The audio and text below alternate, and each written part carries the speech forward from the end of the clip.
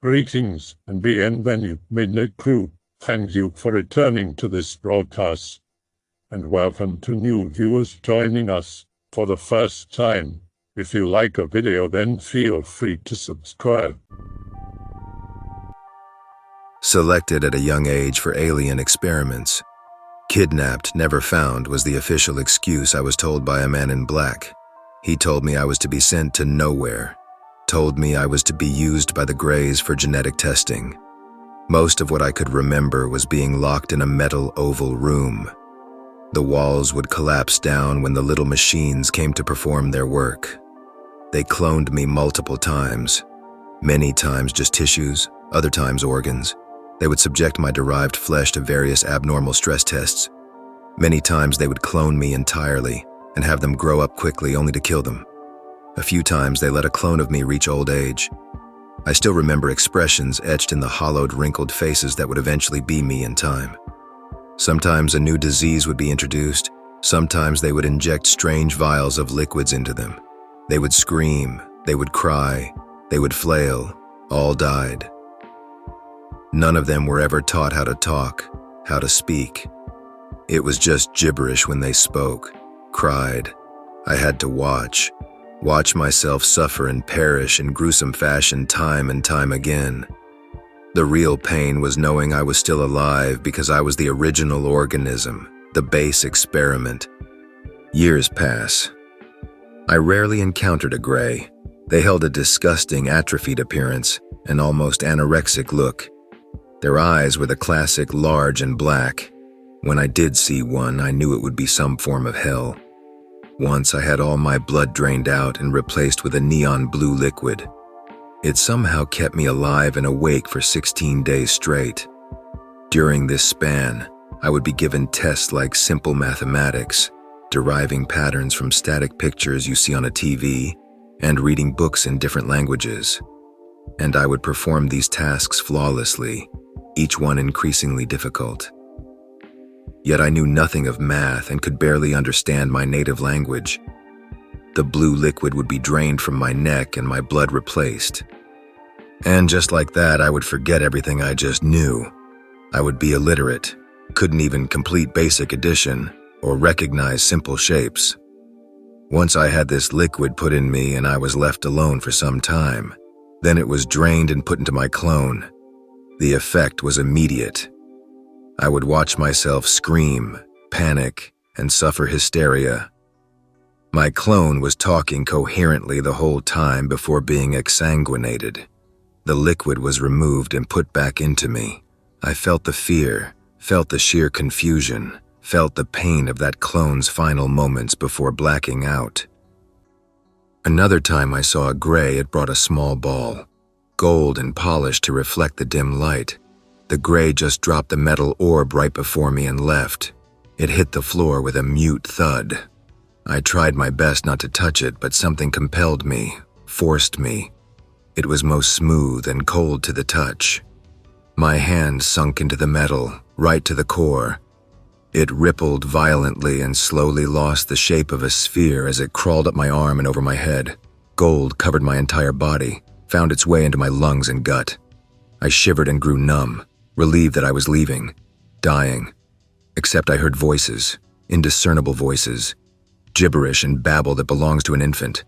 I was hearing my own voice make this noise. The rumble of my numerous voices echoed in every direction and right into my head.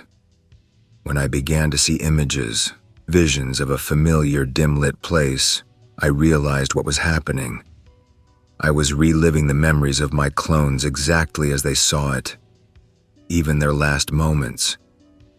I couldn't remember how many times I died, but the last one was simply blacking out. The gold removed itself from my body, formed back into an orb.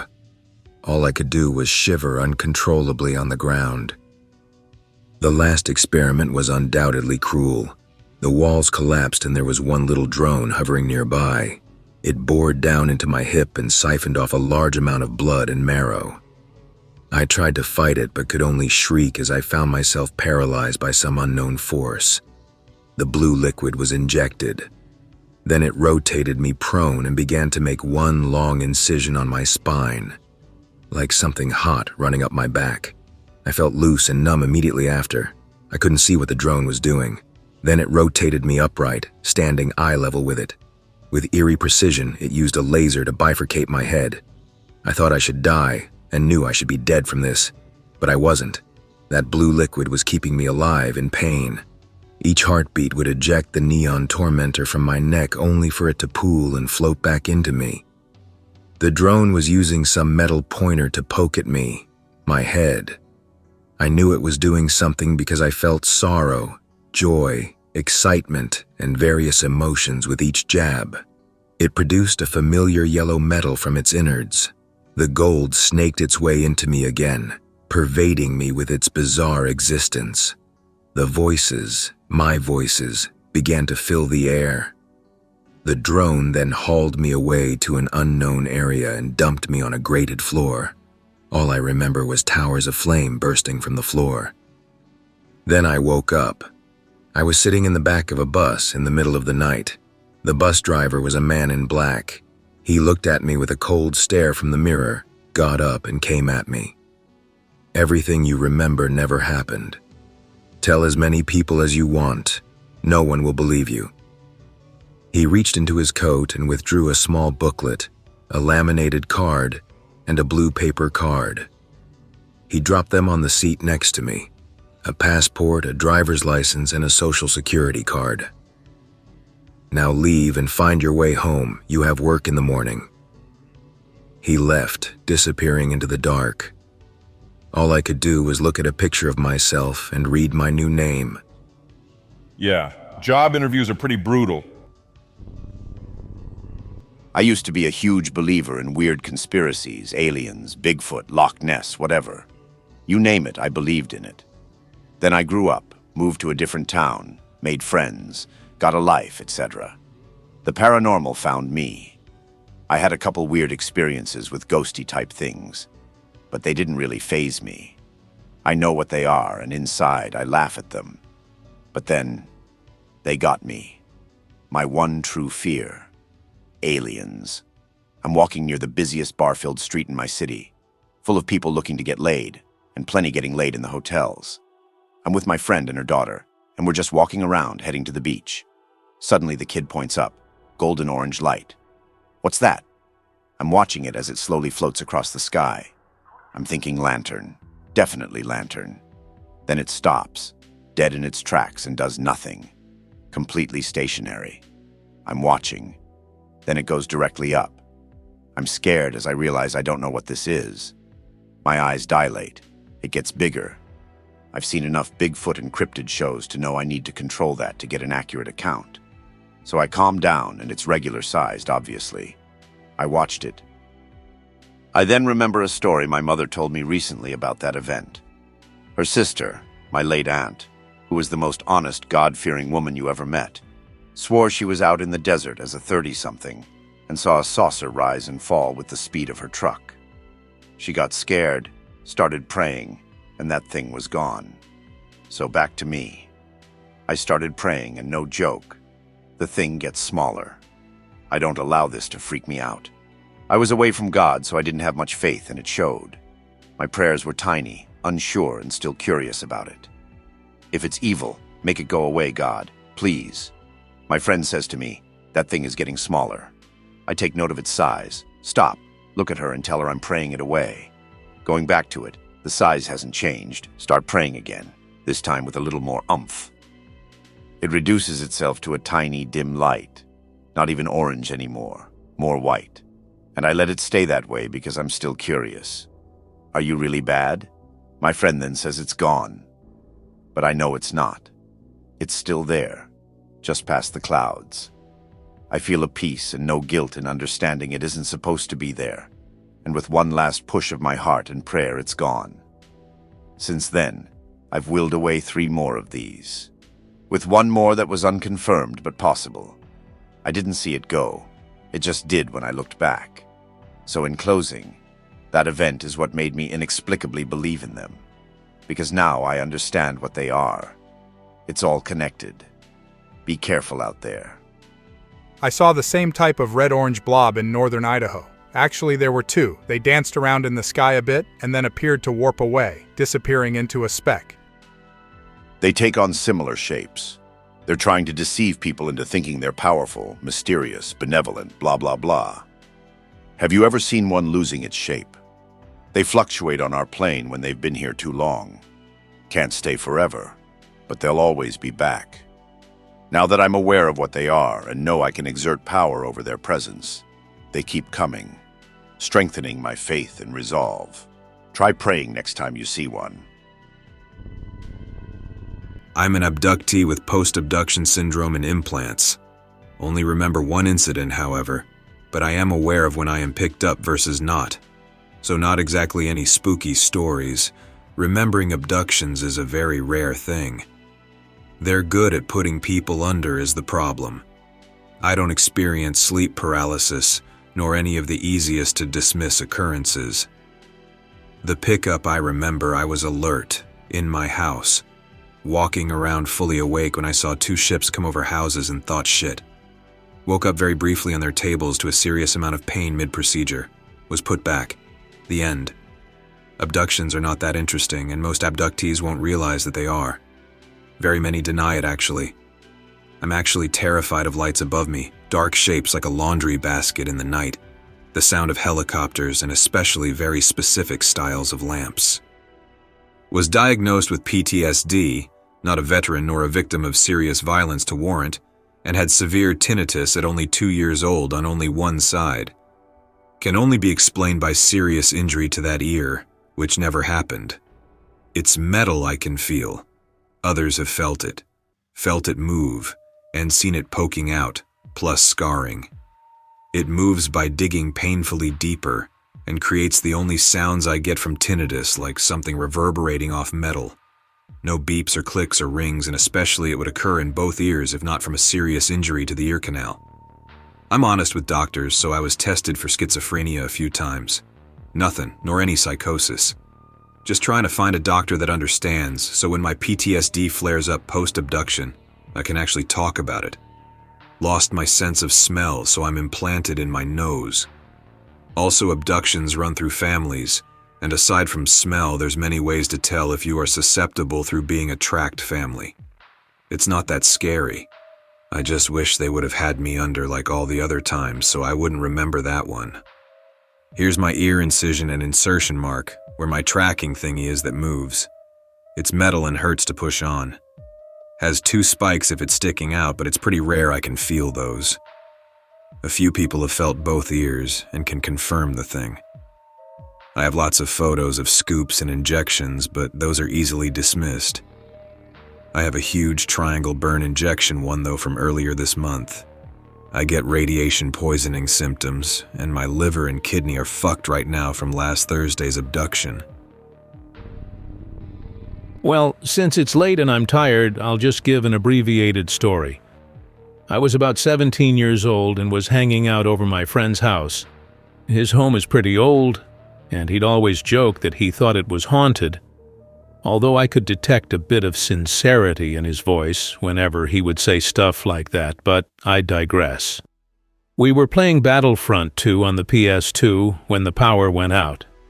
Since it was late at night, his parents were asleep, so me and my friends just decided to call it a night and go to bed. Just as we got off the couch to walk out, though, I suddenly felt very disoriented. Disoriented as in that feeling you get when you run up a flight of stairs too fast and get tunnel vision and lightheadedness. Now, most people know this is a fairly normal thing to happen if you stand up too fast out of bed or something. But the thing was that this feeling didn't go away after a few seconds, and after remarking aloud, "Whoa, I feel lightheaded," my 2 friends responded with an almost synchronous, "Me too," at the same time. While this was weird, we brushed it off and began out the door, but as we entered the hallway, something genuinely terrifying happened. A bright, beaming orange light shone in through the hallway windows. Just as this happened, I felt all my disorientation fade away. Me and my friends just stood still, frozen. The light was exceptionally bright, like a military spotlight shining in our window. Right before I was about to break the silence to my friends, something that I can hardly describe occurred. It felt as if reality started melting away. Time seemed to slow, my vision darkened, and everything looked wavy, like the mirage you see in a desert or on a hot stove. Next thing I blink, and I'm not in my buddy's house anymore. I'm in his backyard, and I shit you not, a full-on gray alien stood before me. It was about 3.5 feet tall, and looked close to identical to the attached pic. Almost instantly I began to scream, yet just as the noise left my lips, the being just faded away before me. I bolted back to the house, and as I arrived on the back porch, I was met by my friends and his parents, who must have woken up. Now, the part that bewilders me the most is that after calming down and explaining to my friends what had happened, they somehow had no recollection of any of the events. They didn't remember feeling disoriented or seeing the light, or even me disappearing. They just said that they thought I was just going to the bathroom or something. Naturally, this got me a bit pissed, so I began to argue with them. But after his parents started to get upset at me, both waking them and acting strange, I decided to just drop it and apologize. The worst thing is, even to this day, my friends still joke about that event and blow off my account like it was some joke I played. Of course, convincing them I was being honest would be impossible, so I mainly try to divert the subject whenever possible. Beyond this, I've not had any other paranormal encounters in my life. When I was younger, sometime in late elementary, it was a hot summer day and my sister and I were promised a trip to the local spray park by my mom. Sadly, the summer heat had gotten the best of her promise, and she refused to go. Luckily, she figured I was old enough to bring my sister and I. Hell yeah, responsibility time. We grabbed our gear and left for the 2-block trip. I don't remember much of playing at the spray park, except we made friends with the local kids. As I said, this was in the heat of a blistering heat streak, and the streets were empty beyond what I was used to. It honestly really reminds me of how the empty streets of pandemic time look. My sister and I didn't stay long. I think the little sprayer wasn't enough to beat the fans at home, so after our friends left, so did we. We were walking back the way we came, and my ADHD brain is just loving scanning the odd streets. I scan up and down houses, peeking in cars, etc. I look down a T-shaped alleyway we were passing and my jaw drops. "Sister, is that an alien?" I ask. She looks down the alley and just shrieks and hides behind me. I feel my stomach drop. Fight or flight kicks my body into gear. I begin trying to rationalize, eventually settling on it has to be an illusion. Be me, dumbass, decide to investigate instead of just bringing my now scared sister home. "Nah, sis," I implored. "It has to be an illusion. I think that's just a trash can and how the fence peeks out." My sister saw it at first, but still wouldn't believe it. I want to prove it to her. Maybe just to prove it to myself. We began down the alley towards it. The whole time our glasses covered eyes glued on the about 3 or 4 foot figure. I began to see the trash can clearer and clearer. My sister began to protest worst, too scared to stay alone on the street, but horrified by what I was leading her to. "See, sis, just a trash can." See, the thing I loved about remembering this was the fact I had my sister to fact-check this shit with. I had tried to word the story that heavily vaguely, and tried to get her to fill in the blanks. I opened with the fact that the streets that day looked barren like COVID. Lucky me, she remembered that day. Maybe I could get some answers. See, after my last post, all I remember is gut-wrenching fear, and turning a heel and running. See, I really thought it was an alien at first too, but I felt welcomed, even released to be in its presence. I wasn't afraid and wanted to see it, and that's when the whole trash can illusion became all I could see. That's why I needed to see for myself what was down there, a trash can, or something else. I asked if she remembered the fake alien. She laughed and retorted no. I prodded, "The one down the alley?" Her tone changed. She asked if I did in a serious manner. I tried to remain ambiguous and let her lead, as my memory up to here has been a little hazy too. What my sister helped me remember was there was a sudden scream. She says it sounded feminine, however, I barely remember a scream and more of a shrill sound. I also ran so fast, pulling my sister along, that my vision pinhole slash got very faint. It could have been a light. The problem is, neither my sister nor I remember what transpired next. Both our memories recollect as we are almost at home, which was over a block away from the alley still, agreeing it had to have been fake, even after everything. I don't even think we told our mom in fear she wouldn't let us go out alone. Odd, maybe important details. A grandparent was visited by aliens with their brothers. Didn't tell their spouse about it, but their daughter, my mom, did see UFO once with their surviving spouse. They and I also have prophetic dreams that they did tell their spouse. I swear I pushed that memory right into the memory vault, and without a little push, I don't think my sis or I would have ever remembered. Other paranormal bullshit happened to us. More so her in the early years and me more often as of later years, and we had no problem coping, and more importantly, remembering clearly together. I'm sure I'll find a way to share that in more appropriate threads. For now, I just wanted to mention that in junior high I had a huge alien fascination. I remember in grade 7 saving lawn trimming money to buy a book about UFO abductions, but never reading it say for one time, and ended up with paranoia that night. I still didn't remember that night though. It felt like a weed high, but I never even so much have thought of weed before.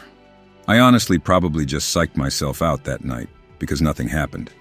Maybe my amygdala remembered what happened to me. Previously that year, for computer class, I made a website with shoddy images from Google with a boy brain dribble, akin to I Want to Believe by a kid who never saw X-Files. Now I'm posting images I find on Google on /x/kek. The thing is that I never invoked the same fear as reading that book. I never really read it again after that night, but still thought of it as one of my favorites. Today I finally started with a dream journal as I keep getting weird and emotionally loaded dreams. I remember dreams almost every day now, and I've become better at interpreting them and finding a use for them in my waking life. So as of today, I will start dumping my dreams in this thread as often as I can as a motivator and reminder to keep writing my journal. Do what you will with it, but of course I appreciate any thoughts or tips you might have. The first 3 dreams all included a constant terror of being abducted by aliens. I knew it was the next step in my progress. It was inevitable and there was nothing I could do about it. Though somewhere in my mind I felt this abduction would be for my own good. The aliens were not evil, but the thought of it happening scared me shitless. The order of the first dreams are unclear to me at the moment, but the last abduction dream was a false awakening, where I woke up beside my girlfriend and she knew of my fear, as I had told her about it in the previous dreams. I think I could see the shadows of the aliens coming closer, and then I woke up before slipping into another dream. One of the coming abduction dreams played out on either a huge ship in the ocean or an oil rig. I don't remember a lot about the circumstances of this dream, but my girlfriend was there and I was walking up a lot of metal stairs trying to reach a higher point. The third dream about the coming abduction was in my mom's previous home before she moved, mostly in the garden. I don't remember much about this dream either, but I looked at the starry sky. Not sure if I saw anything unusual, but I do remember that the fear of the inevitable abduction was there. The last dream I had that I slipped into after waking up from the abduction dreams started with me and a group of mentally challenged people. I had conned my way into the group for the economical and social benefits, not having to work. One of our assistants was suspicious of me and reported me so that I had to take a test that would prove if I was faking it. I unwillingly took the test thinking I could cheat in some way, but I failed and had to pay for my crime. I was put in cuffs and seated in the back of a police car.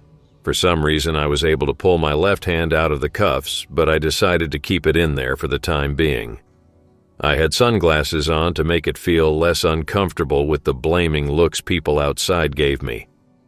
During the ride, many thoughts went through my head. First, I thought, perhaps this is the right thing to happen. I'm tired anyway. Then I felt unfairly treated.